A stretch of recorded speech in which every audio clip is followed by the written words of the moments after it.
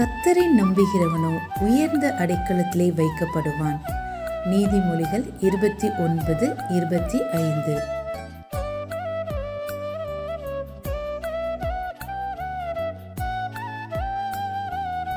But whoso putteth his trust in the Lord shall be safe. Proverbs 29:25.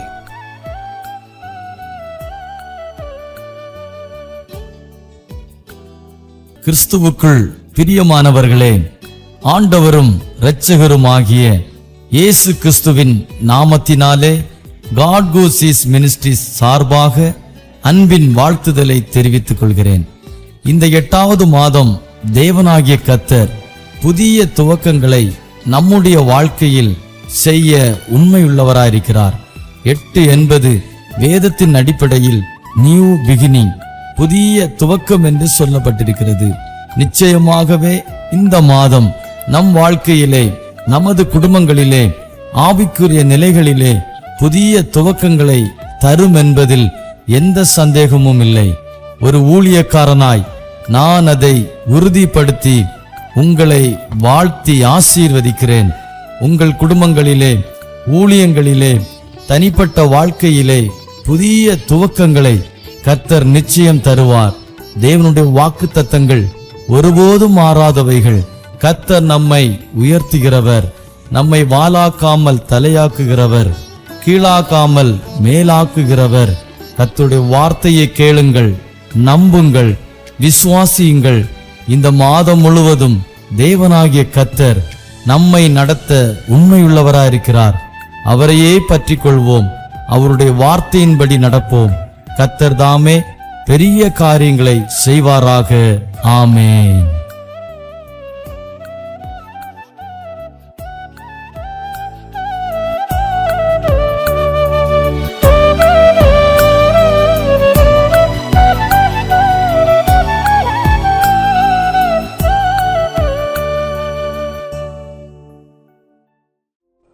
Praise the Lord. ஆண்டவரும் இரட்சகரும் ஆகிய இயேசு கிறிஸ்துவின் மகா பரிசுத்தமுள்ள நல்ல நாமம் மகிமைப்படுவதாக. இந்த God Goes East மினிஸ்ட்ரி மூலமாய் மறுபடியும் உங்களை சந்திப்பதிலே மிகுந்த மகிழ்ச்சி அடைகிறேன். God Goes East மினிஸ்ட்ரியினுடைய தலைவராய் காணப்படுகிற சகோதரர் தாமஸ் அவர்கள் God Goes East மினிஸ்ட்ரியோடு இணைந்து கர்த்தர் நாமத்தை மகிமைப்படுத்திக் கொண்டிருக்கிறதான கனத்துக்குரிய போதக பிதாக்கள், இந்த யூடியூப் வாயிலாக கர்த்தர் வார்த்தை கேட்கிறதான எல்லா தேவ பிள்ளைகள், உங்கள் அனைவருக்கும் ஆண்டவராகிய இயேசு கிறிஸ்துவ நாமத்தினாலே நன்றியையும் வாழ்த்துதலையும் கூறிக்கொள்ளுகிறேன். ஆண்டோட பெரிதான கிருபையினாலே இந்த 8வது மாதத்தில் கூடிவர கர்த்தர் தந்த கிருபைக்காய் ஸ்தோத்திரம். இந்த ஆகஸ்ட் மாதம் வரையிலும் பரலோகத்தின் ஆண்டோட கிருபையின் கரம் எத்தனையோ ஆபத்துகளிலிருந்து, எத்தனையோ வியாதிகளிலிருந்து, எத்தனையோ கஷ்டங்களிலிருந்து, எத்தனையோ துன்பங்களிலிருந்து பரலோகத்தின் ஆண்டவர் நம்மை பாதுகாத்ததுக்காய் கர்த்தரை ஸ்தோத்தரிக்கிறேன். இந்த நாட்களிலும் நம்மை விட்டு எத்தனையோ மரண கண்ணிகள் அழிந்து போனது. உலக ராஜ்யங்கள் பார்க்கலாம் என்று சொன்னால் யுத்தங்கள் ஒரு பக்கம், பேராபத்துக்கள் இன்னொரு பக்கம், இயற்கை பேரழிவுகள் இன்னொரு பக்கம், இப்படியாக துக்கத்திலும் கவலையிலும் கண்ணீரிலும் கஷ்டத்திலும் வேதனையிலும் சோதனையிலும் ஜனங்கள் வாழ்ந்து கொண்டிருக்கவே தேவனாகிய கர்த்தர் நம்மையும் இந்த தீங்களுக்கு ஒப்புக் கொடுக்காத வண்ணம் தேவனாகிய கர்த்தர் நம்மை மறைத்து பாதுகாத்துக் கொண்ட கிருபைகளை நினைத்து அன்பின் ஆண்டவரை ஸ்தோத்திரிக்கிறேன். இந்த ஆகஸ்ட் மாதத்திலும் நான் உங்களோடு கூட சற்று நேரம் ஆண்டோட வார்த்தையை பேசும்படி விரும்புகிறேன். உன்னை நீ காத்துக்கொள் என்கிறதான தலைப்பிலே இந்த மாதத்திலும் ஆண்டோட வார்த்தை நாம் கேட்கும்படியாய் கடந்து செல்லுகிறோம். உன்னை நீ காத்துக்கொள். எதற்காக காத்துக்கொள்ள வேண்டும்? துன்பங்கள் நிறைந்த, பாடுகள் நிறைந்த, வேதனைகள் நிறைந்த, உபத்திரவம் நிறைந்த, பலவீனம் நிறைந்த இந்த உலகத்திலே ஆண்டவர் சொல்லுகிறார், உன்னை நீ காத்துக்கொள். எப்படியெல்லாம் காத்துக்கொள்ள வேண்டும்? பரிசுத்த வேத புஸ்தகத்திலே ஒரு 6 காரியங்கள் சொல்லப்பட்டிருக்கிறது. ஆகிலும் அதற்கு ஆதாரமாக பரிசுத்த வேத புஸ்தகத்திலிருந்து ஒரு வசனத்தை வாசிக்கலாம். புதிய ஏற்பாட்டிலே அப்போஸ்தலனாகிய யாக்கோபு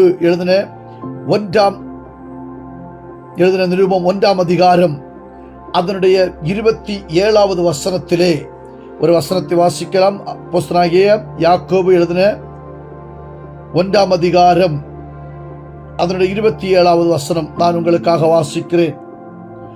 திக்கற்ற பிள்ளைகளும் விதவைகளும் படுகிற உபத்திரவத்திலே அவர்கள் விசாரிக்கிறதும் உலகத்தால் கரைபடாதபடிக்கு தன்னை காத்து கொள்ளுகிறதுமே பிதாவாகிய தேவனுக்கு முன்பாக மாசில்லாத சுத்தமான பக்தியாயிருக்கிறது. ஆம் தேவ பிள்ளைகளே, புதிய ஏற்பாட்டிலே இயேசு கிறிஸ்துவினுடைய உடன்பிறப்பாய் காணப்படுகிற யாக்கோபு என்கிற அப்போஸ்தலனை கொண்டு தேவன் வெளிப்படுத்தி கொடுத்த வேத வார்த்தைகள் தான் இங்கு வாசித்து கேட்டோம். உன்னை நீ காத்துக்கொள், நீ திக்கற்ற பிள்ளை, விதவை, யாருடைய ஆதரவு இல்லாத ஒரு பிள்ளை. ஆனால் அவர்களுக்கு விசாரிக்க அவர்கள் யாரும் இல்லை, அவர்களுடைய வாழ்க்கை நடத்த யாரும் இல்லை. பைபிள் சொல்லுகிற விதவையின் திக்கற்ற பிள்ளைகளை நான் கைவிட மாட்டேன் என்று சொல்லப்படுகிறது.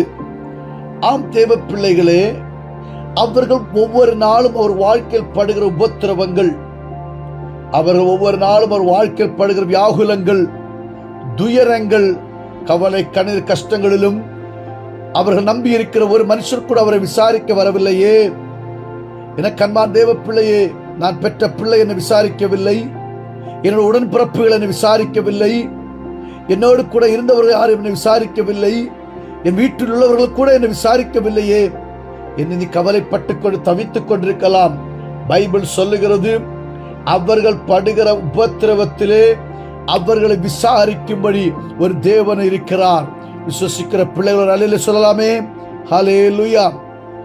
நம்முடைய உபத்திரவத்திலே நம்மை விசாரிக்கிற ஒரு தேவன், நம்முடைய கண்ணீரை துடைக்கிற ஒரு தேவன், நம்முடைய கண்ணீருக்கு பதில் தருகிற ஒரு தேவன், நம்முடைய வாழ்க்கையிலே நம்மை விசாரிக்கும்படி சர்வ வல்லமையுள்ள தேவனாகிய கர்த்தர் நமக்கு இருக்கிறார். ஆகவே அந்த ஆண்டவர் சொல்லுகிறார், ஆண்டவர் நம்முடைய காரியத்தை விசாரிப்பார். ஆனால் நீங்கள் உங்களை உலகத்தால் கரைபடாதபடிக்கு நீங்கள் காத்துக்கொள்ள வேண்டும். ஆண்டவர் விசாரிக்க வேண்டுமானால் ஒரு கண்டிஷன் வைத்திருக்கிறார்.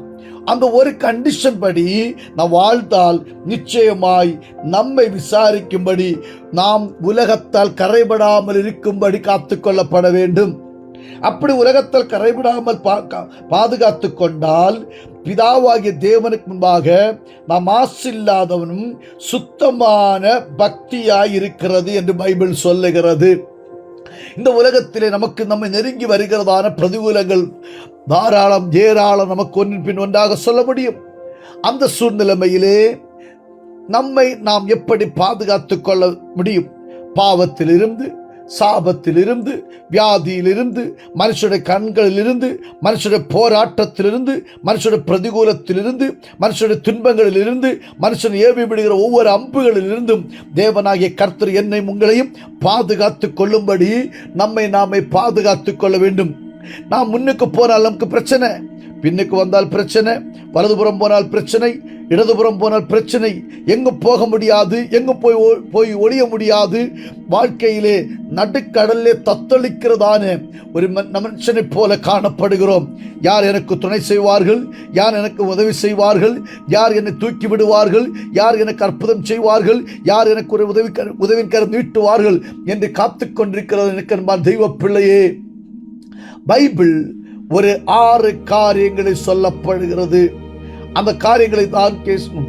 எனக்கு அன்பான தெய்வ பிள்ளைகள், 1000 போதகர்கள் பிரசங்கித்து நீங்கள் கேட்டாலும் ஆண்டவருடைய சித்தம் உங்கள் இருதயத்தில், ஆண்டவருடைய சத்தம் உங்கள் இருதயத்தில் கேட்காவிட்டால் உங்கள் வாழ்க்கை மாறாது. அதன் நடுவிலே 1000 நபர்கள் உங்களுக்கு பேச இல்லை என்று சொன்னாலும் தேவனுடைய சத்தம் உங்கள் இருதயத்தில் கேட்டால் நிச்சயமாய் உங்கள் வாழ்க்கை மாறும். எத்தனை பேர் ஆமோதிக்கிறீர்கள்?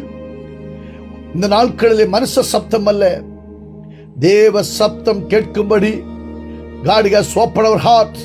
நம்முடைய இருதயத்தை கர்த்தர் திறப்பாராக. இந்த இருதயத்தை நம் ஆண்டவர் திறந்து தருவாராக. தேவ சத்தம் கேட்கும்படி, ஆண்டவரே என் வாழ்க்கையிலே இந்த இருதயத்தை நான் உமக்காக திறக்கிறேன், என் ஆண்டவருடைய சமூகத்தில் இருதயத்தை திறக்கிறேன், உம்முடைய சத்தம் கேட்கும்படி, உம்முடைய வார்த்தை கேட்கும்படி என்னுடைய இருதயத்தை நீர் திறக்கும்படியாக நீங்கள் ஜெபிக்க வேண்டும். ஆண்டவரே, ஒன்று உபாகம புஸ்தகத்தில் வாசிக்கும் பொழுது 23ஆம் அதிகாரம் 9ஆம் வசனம் முதல் 14ஆம் வசனம் வரை வாசிக்கும் பொழுது நீ உன்னை காத்துக்கொள்ள வேண்டியது தீயதான காரியத்திலிருந்து காத்துக்கொள்ள வேண்டும்.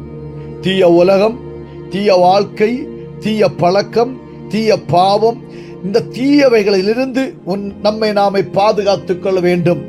மனுஷன் நீ ஒருபோது நன்மை செய்வான் என்று நம்பாதே. பைபிள் சொல்லும் மூக்கில் சுவாசம் உள்ள மனுஷனை நம்பாதே. மனுஷன் உனக்கு தீமையான காரியங்களை செய்கிறவனாய் இருக்கிறான். மனுஷன் உனக்கு வேதனை உண்டு பண்ணுகிற காரியங்களை செய்கிறவனாய் இருக்கிறான். மனுஷன் குத்துகிற வார்த்தைகளை பேசுகிறவனாய் இருக்கிறான். ஆகவே முதலாவது நீ தீமையான காரியத்திலிருந்து நீ உன்னை காத்துக்கொள்ள வேண்டும். 2 நீதிமொழிகள் 4ஆம் அதிகாரம் 23ஆம் வசனத்தில் வாசிக்கும் பொழுது உங்கள் இருதயத்தை நீங்கள் காத்துக்கொள்ள வேண்டும். பைபிள் சொல்லுகிறது, திருக்குள்ளதும் வஞ்சகமான இந்த இருதயத்தில் இருந்து பொல்லாப்புக்கு இடம் கொடுக்காதபடி இந்த இருதயத்தில் கிறிஸ்துவானவரை வரவழைத்து அந்த இருதயத்தை பாதுகாக்க, அந்த இருதயத்தை காத்துக்கொள்ள தேவனாகிய கர்த்தர் கிருபை அளிப்பாராக. எப்படி பாதுகாத்துக் கொள்ள முடியும்? வசனத்தினால், ஆவிக்குரிய வாழ்க்கையினால், தெய்வீக பயத்தினால், ஆண்டவருக்கு பயப்படுகிற பயத்தினால், தேவனுக்காக முன் சாட்சியாய் நிற்பதனால், தேவனுக்காக நாம் பயந்து வாழ்வதனால் நம்முடைய இருதயத்தை பாதுகாத்துக் கொள்ள முடியும். அடுத்ததாக அப்போஸ்தலர் நடபடிகள் 15ஆம் அதிகாரத்தில் நாம் வாசிக்கும் பொழுது அங்கே சொல்லப்பட்டிருக்கிறது, இவைகளுக்கு நீங்கள் விலகி இருக்க வேண்டும். அப்போஸ்தலர் நடபடிகள் 15ஆம் அதிகாரம் 28ஆம் வசனம் முதல் வாசிக்கும் பொழுது பாருங்கள், விக்கிரகங்களுக்கு படைத்தவைகளும் இரத்தத்திற்கு நெருக்கொண்டு சத்தத்திற்கும் வேசித்தனத்திற்கும் நீங்கள் விலகி இருக்க வேண்டும் என்பது. இப்படி ஆண்டவர் சில கண்டிஷன்ஸ் அங்க சொல்லுகிறார். 29ஆம் வசனம், அவசியமான இவைகளை அல்லாமல் பாரமான வேறொன்றை உங்கள் மேல் சுமத்தாமல் இருப்பது பரிசுத்த ஆவிக்கும் எங்களுக்கு நலமாக கண்டது. இவைகளுக்கு விலகி நீங்கள் உங்களை காத்துக்கொள்வது நலமாயிருக்கும், நீங்கள் சுகமாயிருப்பீர்கள் என்று பைபிள் சொல்லுகிறது. அப்படி அப்போஸ்தலர் நடபடிகளிலே இவைகளுக்கு உங்களை நீங்கள் காத்துக்கொள்ள வேண்டும். 4ஆவதாக 1 தீமோத்தேயு 5:22 நாம் வாசிக்கும் பொழுது அங்கே தேவனுடைய வார்த்தை அழகாக சொல்லி இருக்கிறது. 1 தீமோத்தேயு 5ஆம் அதிகாரம் அதனுடைய 22ஆம் வசனத்தில் வாசிக்கும் பொழுது இவ்வண்ணமாய் சொல்லப்படுகிறது. நான் உங்களுக்காக அந்த வசனத்தை வாசிக்கிறேன். 5ஆம் அதிகாரம் 22வது வசனத்திலே, ஒருவன் மேலும் சீக்கிரமாய் கைகளை வையாது, மற்றவர்கள் செய்யும் பாவங்களுக்கு உடன்படாது, உன்னை சுத்தவானாக காத்துக்கொள். பரிசுத்தம் உள்ளவனாய் நீ காத்துக்கொள்ள வேண்டும். பாருங்கள் எவ்வளவு அருமையாய் சொல்லப்பட்டிருக்கிறது. ஒருவன் மீது கை நீட்டக்கூடாது, மற்றவருடைய பாவங்களுக்கு நீ உடனாளாக கூடாது. நீ உன்னை மனசாட்சிக்கும் தேவனுக்கும் பயந்து நீ சுத்தம் உள்ளவனாய் வாழ்ந்தால் உன்னுடைய வாழ்க்கையில் ஒரு ஆசீர்வாதத்தை கர்த்தர் வைத்திருக்கிறார். 5வது பாயிண்டிலே 1 யோவான் 5:21 வாசிக்கும் பொழுது, நீ விக்கிரகங்களிலிருந்து உன்னை நீ பாதுகாத்துக் கொள்ள வேண்டும்.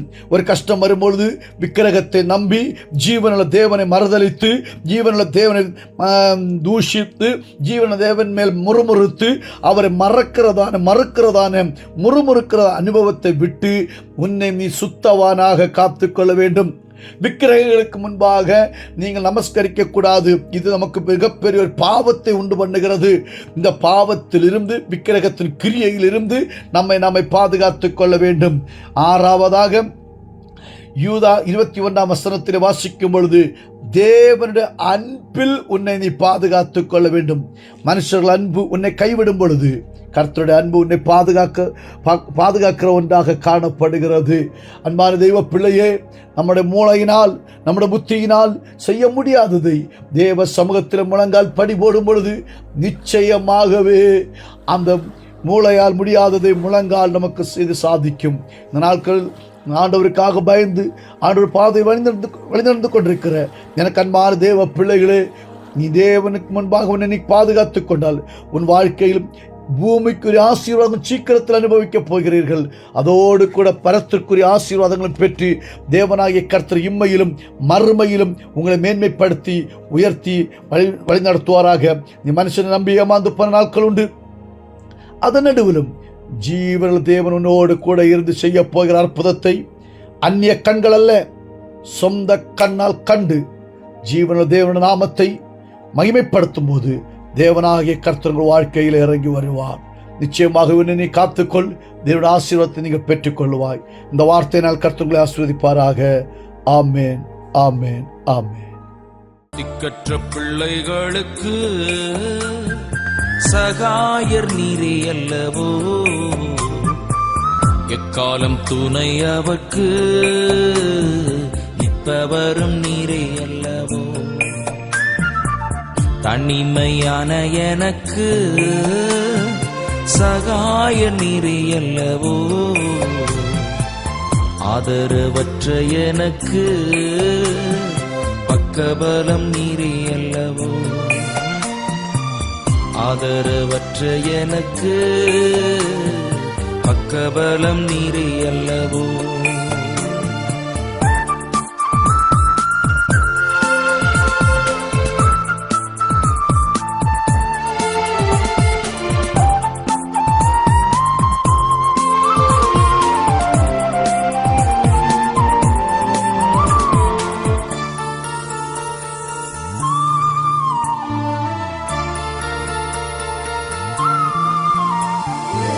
என்றைக்கும் மறைந்திருப்பீரோ, தூரத்தில் நின்று விடுவீரோ. என்றைக்கும் மறைந்திருப்பீரோ, தூரத்தில் நின்று விடுவீரோ. பேதைகளை மறப்பீரோ, ஏழைகளை மறப்பீரோ. இயேசுவே மனம் இறங்கும், இயேசுவே மனம் இறங்கும். திக்கற்ற பிள்ளைகளுக்கு சகாயர் நீரே அல்லவோ, எக்காலம் துணை அவர்க்கு நிற்பவரும் நீரே அல்லவோ.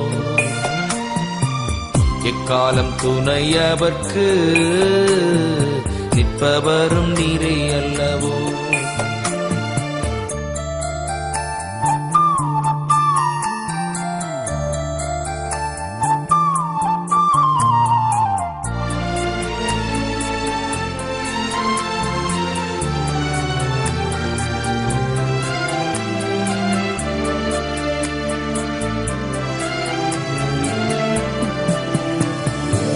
கர்த்தாவே எழுந்தருளும், கைதூக்கி என்னை நிறுத்தும். கர்த்தாவே எழுந்தருளும், கைதூக்கி என்னை நிறுத்தும். தீமைகள் என்னை சூழும் நேரம், தீயவர் என்னை சூழும் நேரம். தூயவரே ரட்சியும், தூயவரே ரட்சியும். திக்கற்ற பிள்ளைகளுக்கு சகாயர் நீரே அல்லவோ, எக்காலம் துணை அவர்க்கு நிற்பவரும் நீரே அல்லவோ.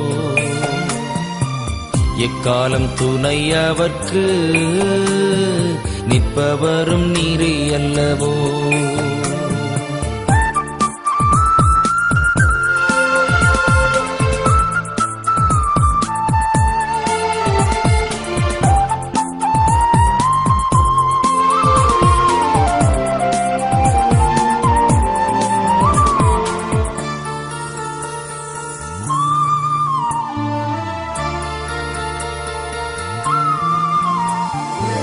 தாய் என்னை மறந்தாலும் நீர் என்னை மறப்பதில்லை. தாய் என்னை மறந்தாலும் நீர் என்னை மறப்பதில்லை. ஏழையின் ஜெபம் கேளும், ஏழையின் ஜெபம் கேளும். இயேசுவே மனம் இறங்கும், இயேசுவே மனம் இறங்கும். திக்கற்ற பிள்ளைகளுக்கு சகாயர் நீரே அல்லவோ, எக்காலம் துணை அவர்க்கு நிற்பவரும் நீரே அல்லவோ. தனிமையான எனக்கு சகாயர் நீரே அல்லவோ, ஆதரவற்ற எனக்கு பக்கபலம் நீரே அல்லவோ, ஜீவ ஒளி நீரே அல்லவோ, ஜீவ ஒளி நீரே அல்லவோ.